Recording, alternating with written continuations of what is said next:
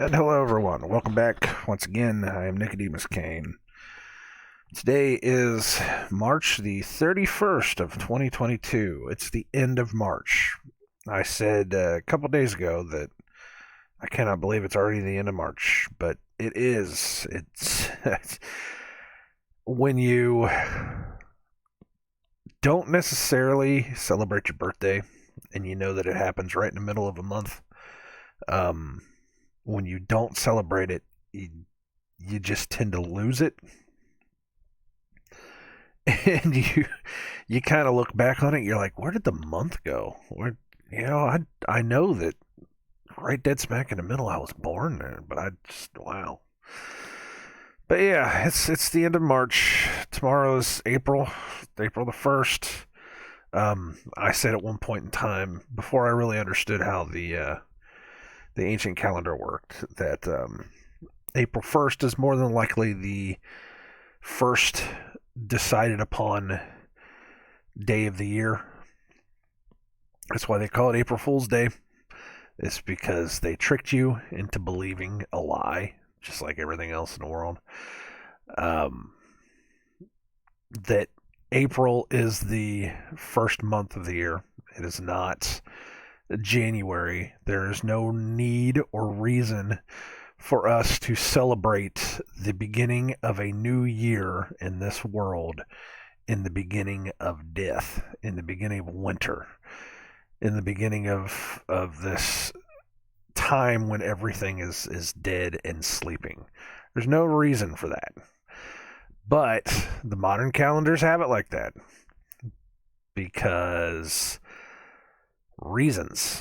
I don't really know, other than from what I understand that who was it? The Julian calendar was that Julius Caesar was born on what, the 23rd, December 23rd, or something like that, and he wanted the calendar to revolve around him or something along those lines. I think that's what it was. But the Gregorian calendar, which is what we use, I think it's what we use, Gregorian calendar, moved it a couple days back, so everything kind of got all screwy. But we somehow decided on this, where we celebrate a new year in the beginning of a season of death. Even the names of the month: September, October, November, December, 7, 8, 9, 10, or 6, or yeah, 7, 8, 9, 10, because it's September, October's 8, November, December. Even that tells you that there are 2 months after that where nothing adds up right. And you add the 13th month, because I've said before that many cultures used to have a 13-month calendar because it makes sense. Because when you divide up the calendar in equal parts, 365 days, when you divide it up equally by the moon phases, you get 13 months. Now, not 365 days, 364 days is 28. So I've already talked about how that extra day and a half is actually referenced in the Bible. How it works is that the war, I cannot remember who it was, to save my life. I do this all the time. He was on the battlefield and he asked God to turn the sun back for a full day so that they could keep fighting, so that they could keep warring against the people that they needed to kill. They held the sun back for a whole day, which messed up the calendar. The moon kept moving around the clock, but the sun was stopped, so the days were off. The calendar stopped for a day. And then there's another part in the Bible where there's somebody, again, I don't remember who it was, asks God to shift the sun back 10 degrees.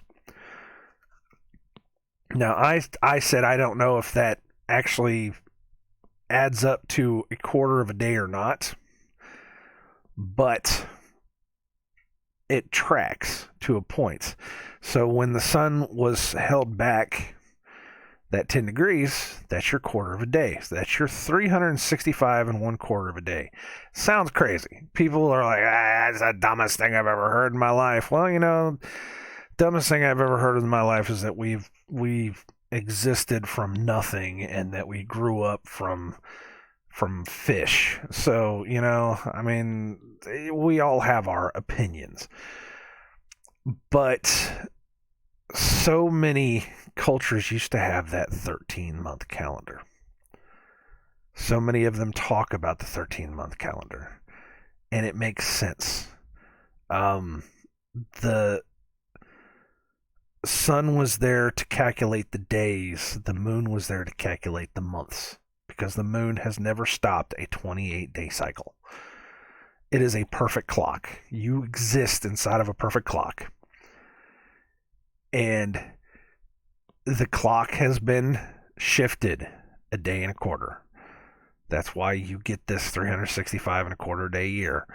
That's why we have to have a leap year every 4 years. That's why so many other cultures, they talk about having a different kind of calendar where the leap year is, every 40 years or 400 years or something. And yet their actual calendar doesn't represent that. It doesn't represent the actual 4 days. There was a documentary on the History Channel. It's either the History Channel or it was Discovery Channel or what it was back in, it was the mid 2000s, where they were talking about the Mayan calendar, and they were trying to figure out where they put in their leap years, because the Mayan calendar did not represent a leap year. Even though scientists will say, oh, well, they had it figured out down to a thing and yada, yada, yada, they could not figure out exactly where they did it. And the scientists were speculating, well, maybe they do it every 40 years. Maybe they do it every 100 and whatever years. Maybe they do it every here, every there, to where it resets the calendar and it works for them. They were saying, well, it's not like they do it every 4 years or every 4 years like we do it. This and it was like, at the time I was kind of thinking, well, okay, maybe they just don't have it right. They don't really have winters in Central America anyways. Why not? But now that I think about it, it's like, but that tracks just like everything else. It's a culture that had a calendar before the sun shifted. And there's actually several different cultures throughout the years that talked about either experiencing a whole day of darkness, or they talked about experiencing a whole day of light.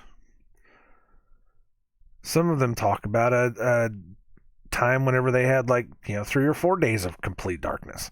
I don't know how that works, but it is what it is. But they were talk about that kind of stuff where the sun just stopped shining for a whole day and then it came back the next day.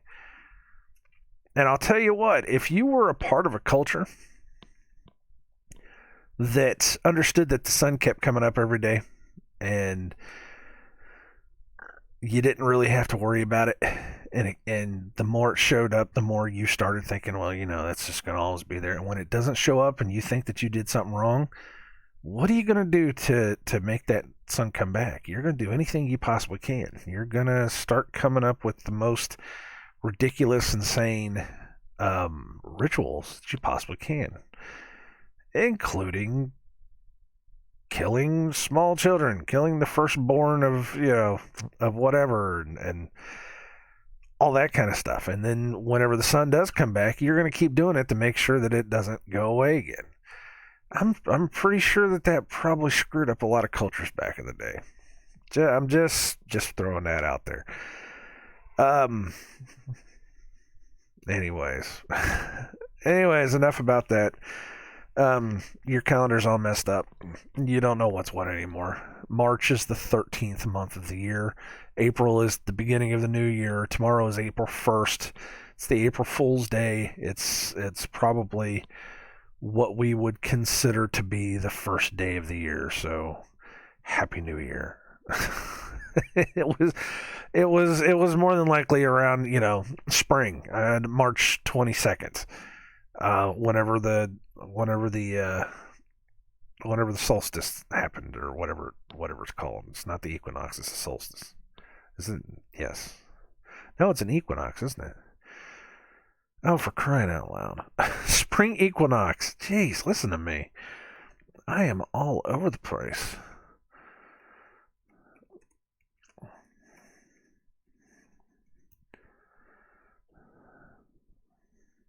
This year it was March the 20th. It's moving. Boy, I've talked about that too. About how about how it's entirely possible that the whole 365-day thing was only created just recently, and it has slowly but surely warped itself off of its point to where everything started shifting backwards. I might not have talked about it here. It might have been a thing that I speculated somewhere else, but no. Since everything that we know basically started like 200 years ago, if they were to have started the calendar 200 years ago, and if they wouldn't have figured out the leap years right, or if they would have put those leap years in just to screw with people, which is entirely possible, then yes, the calendars would slowly start moving. It would take a good 200 plus years for it to really start noticing, for you to start noticing that it gets a little colder in the spring, that it's a little warmer in the winter, that it's, summer lasts a little bit longer. You start getting more of what's called Indian summers, where, summer will extend into October, and you'll start seeing it. You may still, I don't want to say that you'll still get the equinoxes and you'll still get the solstices and stuff like that, because how many people actually go out and measure that stuff? Well, I'm sure if I talk to some people, they'd say, well, there's people who go out all the time and measure that. They'll start a clock as soon as the sun comes up, and then it'll come down and all this. And it's like, okay, well, that's fine. But it was a speculation thing. I'm not saying it's real. I was just speculating on it. That's all it was. It lends credence to how they keep moving the dates.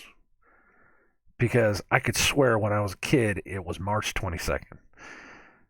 And now it's the March 20th. So, and yes, I understand that it used to be March 21st too. I understand that it falls somewhere in there and that it's not a perfect system. Well, it was a system invented by man. What do you want? We are not on God's calendar anymore. We are on a completely different calendar. But I understand that it's not a perfect system, never has been. So there's a reason these things are off. There's a reason why the Bible says that we measure our months, we measure our years by the moon cycles. It's the first moon after the what was it? The first moon after the spring equinox, the first new moon or something is the first day of the year, something like that. And it's either a new moon or a full moon. That's hard to figure out too. There's several different places it says 7 different ways, so we don't know. That's why I always say you don't know what year you're in, month you're in, day you're in. It's all confused, man. And now I'm confused too. So we're gonna stop talking about months and days and years, and we're just going to agree that we don't know anything, and that we're trying our best, and we pray to the Father that He gives us this information correctly, so that we can follow His feasts, follow His commandments, especially His feasts, because His feasts line up with so much that's happening and that will be happening. And that's the only way we'll know, is we have to be prepared. So we'll figure that out as we go. I probably sounded like a complete idiot through that whole thing, but you know, I this is all we're just talking. We're just talking. We're just trying to figure all of this out together because what else we're going to do, right? All right. So today is going to be Psalm 119. RESH. I think that's what he said. RESH. RESH. RESH. Like rain. RESH. RESH. It's another one of those that actually lines up with the King James.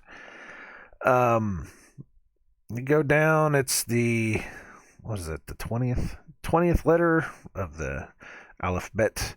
Gematria is 200. The pictograph looks like a head. It literally looks like a head. It looks like a head with hair and there's a nose. But it's like a backwards, what we would consider backwards R. Lowercase r.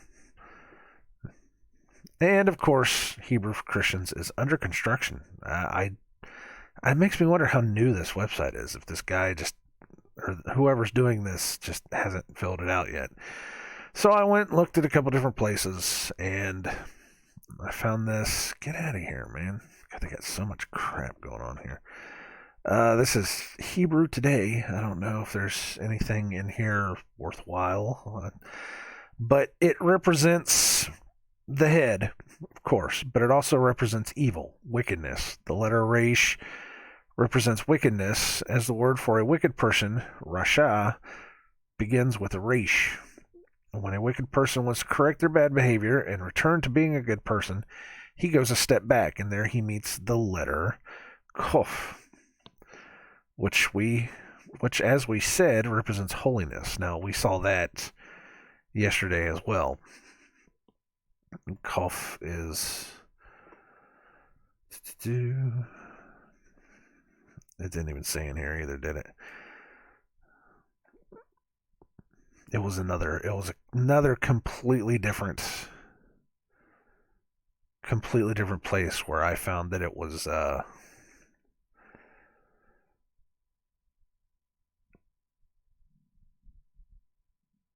wanting that holiness. Oh man, I wish I could remember where that website was now, so I could remember it, or so that I could read it.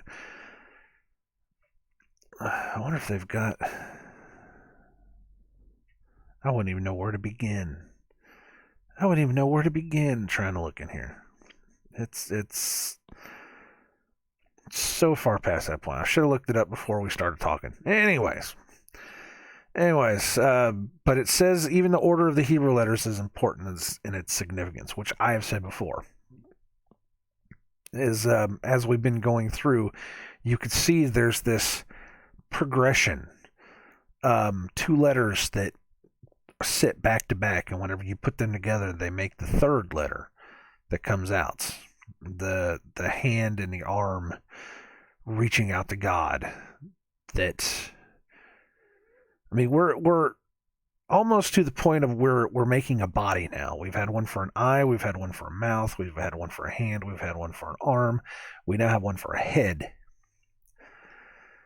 So there's this, it's almost as if we are,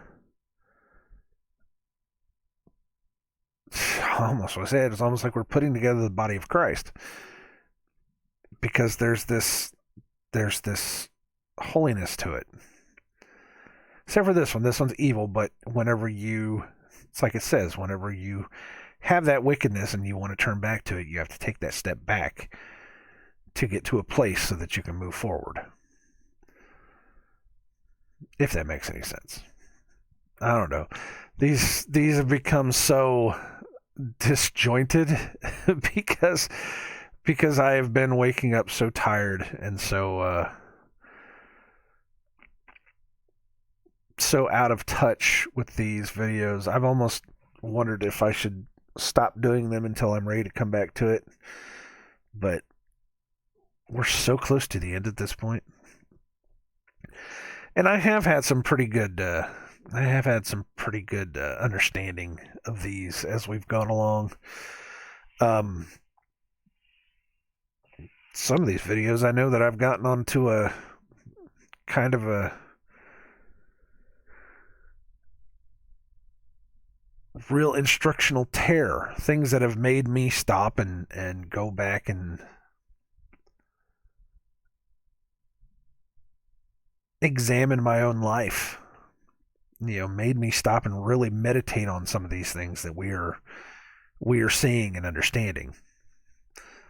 So it's been helpful, especially for me. It's been helpful. I don't know if it's been helpful to anybody else, but especially been helpful to me. So going through this, it also said somewhere else on another website that RESH, in terms of when David was writing his Psalms, was the low point. It meant the low point, the place that he was at the time. The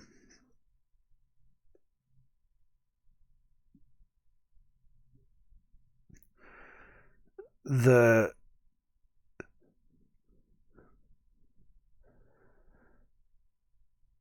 the low place where he was at, where he wanted God to pull him out of it.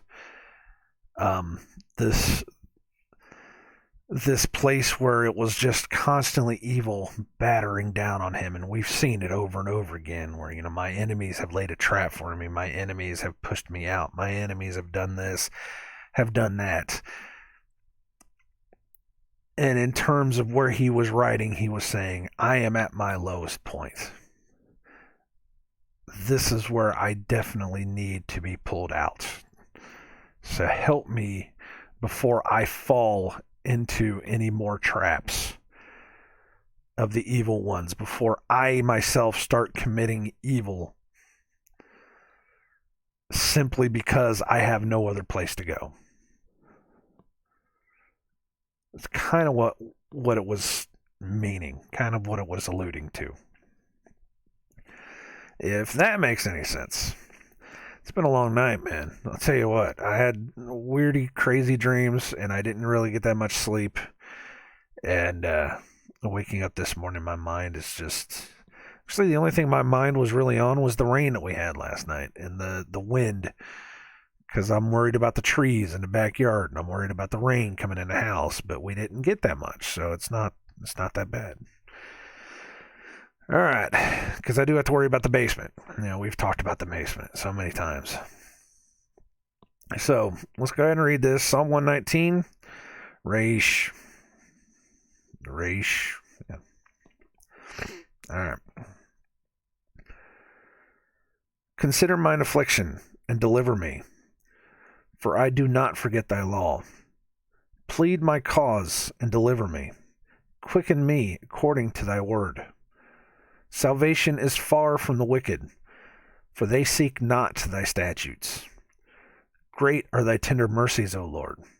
Quicken me according to thy judgments. Many are my persecutors and mine enemies. Yet do I not decline from thy testimonies. I beheld the transgressors, and was grieved, because they kept not thy word. Consider how I love thy precepts. Quicken me, O Lord, according to thy loving kindness. Thy word is true from the beginning, and every one of thy righteous judgments endureth forever. Amen. And you can already start hearing it. I am at the lowest point. I have been pushed down, beaten down by the evil men of this world, by those that simply will not listen to what you want them to hear. They have persecuted me, and they have torn at me, and they have judged me, and they have done all this stuff. And I am at my lowest point. Before I start committing evil again, or before I start committing evil, period, I ask you to pull me out of this. I ask you to help me. I will keep your laws and your statutes and your commandments, Father. I ask that you pull me out of this. because I am starting to. It almost sounds like I am starting to have too much.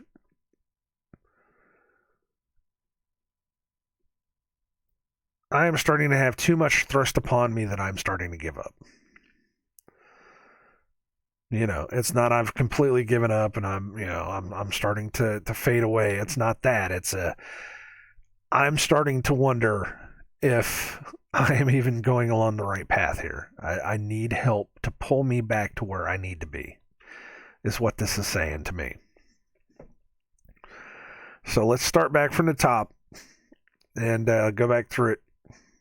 There was a lot of the same old stuff in here that we've been talking about. Consider mine affliction and deliver me, for I do not forget thy law. Consider what is happening to me. Consider all of my sins. Consider what, or not all my sins so much as consider what has fallen on to me. Consider how bad my life is going right now, and deliver me, for I do not forget thy law. Plead my cause and deliver me.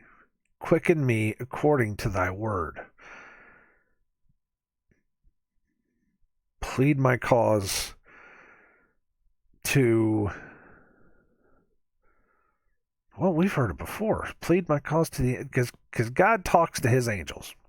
He tells his angels to come down to either save certain people or to do certain people. They are like his. They call it messenger. I've heard that before where they've said that the word that they use for angels, which I cannot remember what it is basically messenger. They are God's helpers upon this world. God will come down to the world when he wants to come down, where he wants to come down, but most of the times he sends his angels down to either deliver a message or to pull someone out of harm, like they did with Lot. There was an angel that came down to deliver the message to Mary that she is going to have a virgin birth of a son. There was the two angels that came down to Abraham, which was the ones that was sent to Lot. There was a couple other ones too that I can't remember right offhand. If you follow the book of Enoch, all the angels that Enoch ever talked to, So there is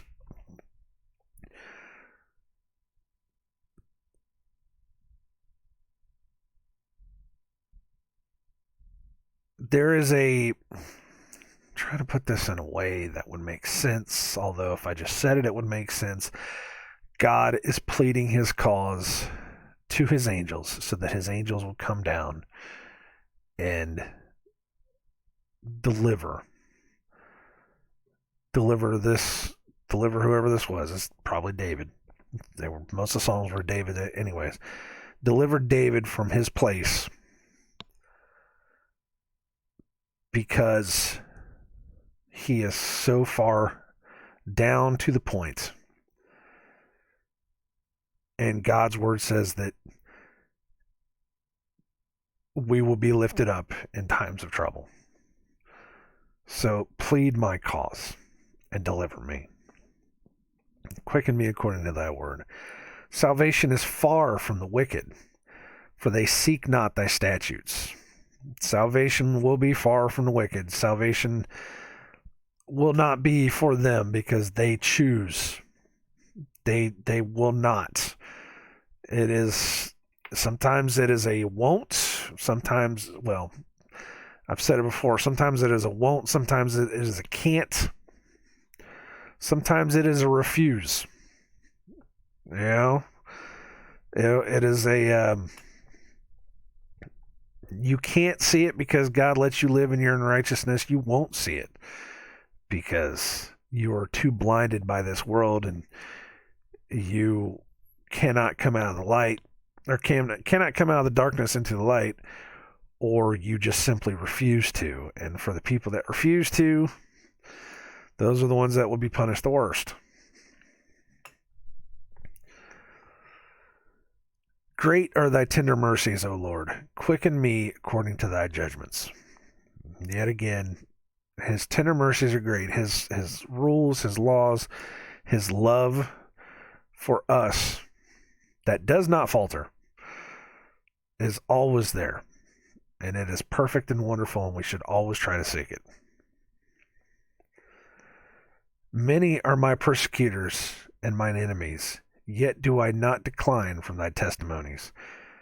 There's another one of those where everybody is against me, and I cannot walk away from your testimonies. I cannot walk away from your books, but I still need help. I need help on this, Father. Because there are so many that are after us now.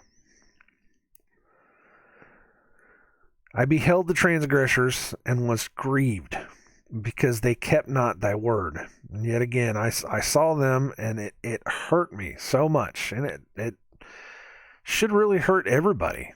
That there's so many people out there now that they just refuse to hear it. They refuse to see it. They refuse to have anything to do with God's word, so much to the point that they are willing to fall into worse and worse traps of this world. And there was something I remember reading, or something I remember watching, I don't know what it was. If you are not grieving for that, if you are not shedding a tear for that,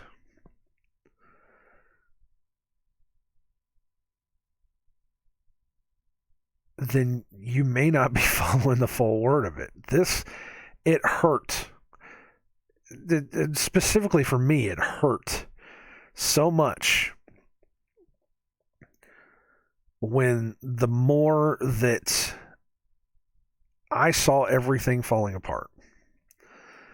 I saw people that just refused to listen to any kind of truth or any kind of reality whatsoever. And they would just go on with their merry lives. So much so to the point that they would just say, oh, you're an idiot, you're a fool. There's nothing worthwhile in anything you say.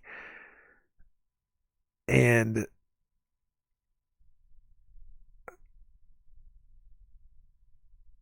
that hurt. And I've had many times, especially over the past 3 years, 2 or 3 years, where I have come to the Father in my morning prayer, crying, absolutely crying, because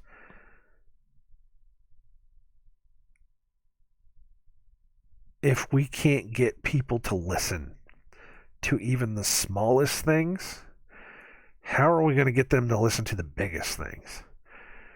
And so many of them are going to fall into this pit, this trap of evil, that it's because of their own, it's because of their own ignorance, that they just choose not to hear it, they choose not to go along with it, they choose not to understand a bit of it. And it's so simple. It's right there in front of their face. It's so simple just to stop and look, but nobody will look because they're too lost in their own darkness. And all I could do is just weep and cry. There's so many times where I've shed so many tears over the past 5 years that I sometimes I was wondering, do I even have any more left in me? But it seems like every day there's always something else. And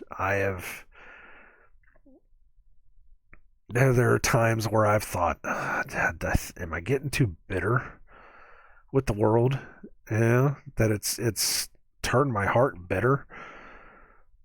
That it's, I've cried so much. Now I want to change it in any way possible. I don't know. I don't know. But that's what that is. I beheld the transgressors and was grieved, not only for myself, but for them, because they kept not thy word. Consider how I love thy precepts. Quicken me, O Lord, according to thy loving kindness, which is the same as it was before. Quicken me according to thy judgments. Thy word is true from the beginning, and every one of thy righteous judgments endureth forever. Which is another one of those lines. God is the truth. Everything else on this world is a lie. God is the one constant truth that we should always strive to find. Everything else is just there to manipulate us and destroy us. And it has caused so many people to fall down into pits of misery. And all some of us out here are trying to do our help. We're trying. And we're not perfect either. We're not perfect either because we fall into the same traps. Because this world has ruined so many people. Alright. I think I've had enough of that one. Okay. So,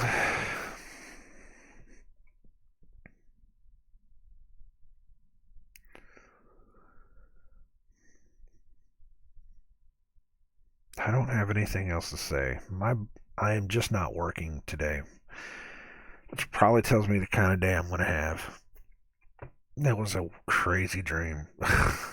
Crazy dream. You get pulled out of it. You get so far into a dream that you think it's real, and when you get pulled out of it, yanked out of it as hard as I did, and you're just like, you're trying to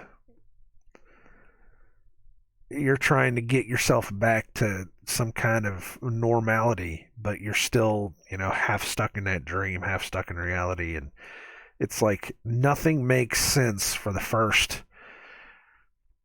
couple of hours of the day until you really start coming back into reality and realizing that this is real, that wasn't real,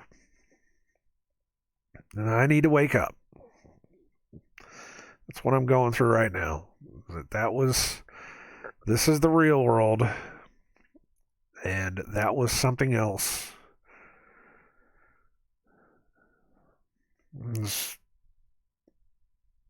Several people have talked about how dreams may be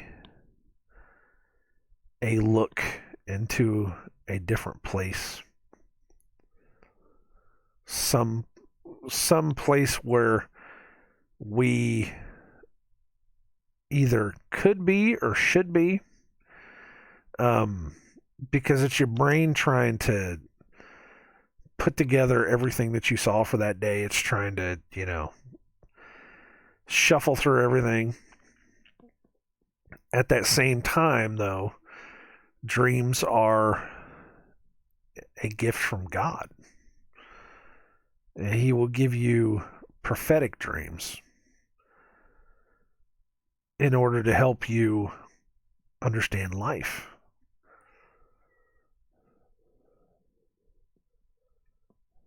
Or understand what's coming. Sometimes to get you out of trouble. So,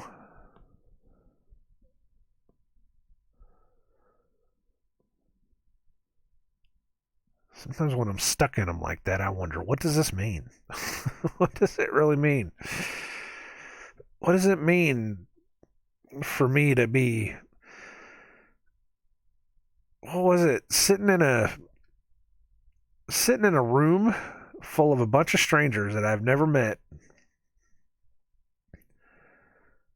while this zombie apocalypse was going on, and somebody shattered glass or something, and I'm sitting beside this like hardcore like biker. You know, he's older, but he was, he had the leathers on and he had the tats, and he was hardcore. Could have kicked my ass at any second. And I don't know why I was sitting next to him, but I was. But this glass had shattered everywhere. I don't. It was like a window or something, and tiny little fragments of glass. And I'm sitting here trying to wipe him off this guy, and he keeps giving me that look, and I'm just like, I'm sorry, dude. I'm just trying to help, and I got a little like mini vacuum or something, and like a little tiny brush, and I'm trying to, and I don't know why. I don't know. Weird stuff, man. And but it was like there was a part of it that was like this damn zombie apocalypse. It's like it was almost like we were watching a movie. Sometimes you get those dreams where you're watching a movie, so it's not you. That's part of it. It's like you're the camera. You can see it. But there was like a walkway. That was weird. There was a walkway that was glass walkway that had water that flowed through it. And these damn zombies were like swimming through the water inside of the walkway. That's freaking absurd. It'd probably be a cool part of a movie somewhere, but man, what the heck was that? And then it ended in some big action scene, but I got yanked out of it before it got really good because my alarm went off, and I don't. But no, these damn zombies were. It was a walkway that was. It's like I said. It was almost like a double glass walkway where it was the outside and then it was the inside, and in between you could have water, and I guess you could have fish and stuff swim through this walkway. I guess it was an aquarium or something, but you could have fish swim through this walkway while you're walking on it, and these damn zombies are swimming through this water, and these two people that are on top of this walkway were looking down at this one that was just sitting there looking at him, and while they were doing it, another one came up on the side of the walkway and got him, and it's like inside the water, came out of the water on the side and came through the glass, and I'm like, what the heck? What the heck? Crazy stuff, man. Weird scenes inside the gold mine. I think it's what he says. I think that's the line. I don't know. I might have to look that up. I should know this because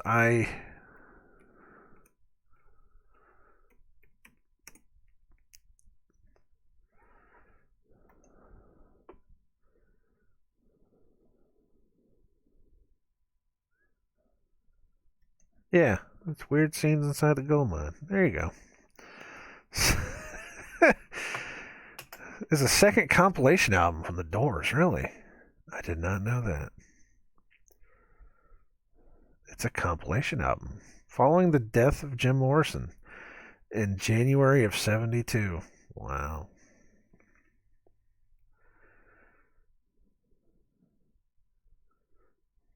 I didn't know it was an actual album. That's crazy. Probably one that never went to CD. Probably only on vinyl. It's got a neat little cover on it, though. Oh well. The album was reissued for the first time after 40 years by Rhino Records as part of the Record Store Day of 2014. Oh. Really? And was subsequently issued on CD for the first time on May 19th, 2014. Well, there you go. But it's just a compilation album. It looks like the same old stuff that you've seen every year from the Doors. If you know anything about the Doors, it's the same old stuff. Take It As It Comes and Runnin' Blue. Really? There's a couple songs on here that aren't on every other Doors compilation. I'm a Doors guy, so, I'm a Doors and Pink Floyd guy, so I know. Wow. God, Maggie McGill and Horse Latitudes. And then it ends with it when the music's over. Wow. Yeah, no, that's neat. Learn something new every day, huh? All right. I'm going to go. Hopefully I can wake up and get through this day. So I shall talk to y'all later. We only have 2 more of these for Psalm 119. So we got through this. You know, I was saying that it was going to take a second for us to chip through all of these. But we actually got through this day by day by day. It is not hard to read the Bible. So, I've heard so many people have said, you know, oh, I just don't have time to sit down and read the Bible. You can go through a chapter a day. You can go through a chapter a day and you can slowly pick at it. What somebody said there was, no. Let me see how many chapters are in the Bible. Some people know this by heart. I do not know. 929 chapters in the Old Testament, 260 in the New Testament. That gives a total of 1,189 chapters in all. Psalm 117 is the shortest, and Psalm 119 is the longest. There you go. But 1,100. I mean that's what, 3 years, give or take. 1189 divided by 365. Yeah, it's 3 years and a quarter. So, you know, 3 years to read the Bible. More if or less if you actually read more than, you know, 1 chapter a day, which is entirely possible. Especially whenever you come around to Psalms, you know, because there were some Psalms that I loved reading. Not only just more than once, but, you know, once you get into it, you just want to read another and read another. Once you really understand it, you know, you can get through it. If you're listening to it on tape, which what I did for like 2 straight years, you can get through the Bible like 2 or 3 times. Because I got through it like 3 times before I stopped and said, okay, maybe I ought to really start reading this. And I still say that if you listen to it, especially if you listen to it, you know, while you're working, while you're doing something else, it does something subconsciously where you will remember it. You won't remember verses and lines and anything like that, but it will come back to you. That's kind of how I understand the Bible now, is that there were teachings and things that I understood in it that will always be there. I cannot point you exactly where it is, but I can look it up, and that will point me to where it is. That way I can show you where I remember hearing it so that I knew.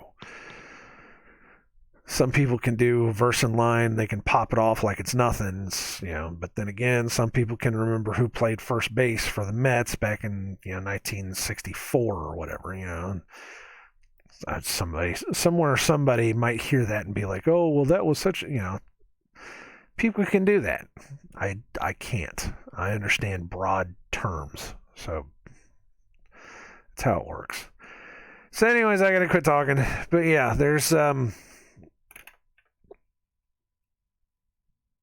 just 1 chapter a day. 1 chapter a day lets you understand it.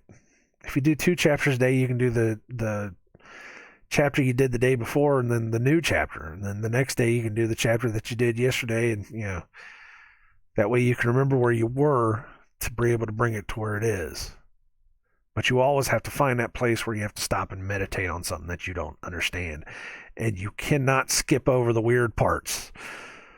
Because again, you can flash right over the weird parts where it says stuff like, you know, there were giants on the earth in those days, and also after that, it's like, wait, stop, go back and reread what that just said so that you can understand what they're talking about. Because understanding what that said, understanding what Genesis 6 is telling you, will help you understand everything that happens in the Exodus. Will help you understand everything that happens, after the Israelites got out of Egypt.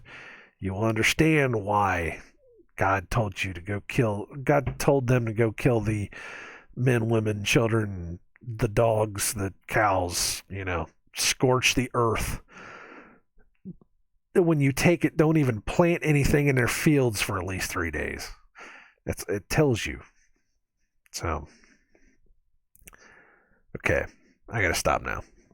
I will talk to you guys later. God bless you all. Take care of yourselves. I'm gonna get this computer fired up. All right, I'll see you later.